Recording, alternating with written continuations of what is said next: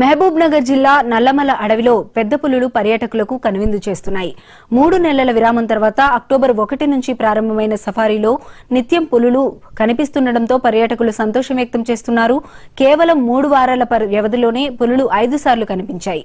తాజాగా అమరాబాద్ మండలం వరాహాబాద్ గుండా దట్టమైన అటవీ ప్రాంతంలో మరో పెద్ద పులి పర్యాటకులకు కనిపించింది. దీంతో సఫారీకి వెళ్తున్న పర్యాటకులు ఈ దృశ్యాలను చూస్తూ అమితంగా ఆనందిస్తున్నారు.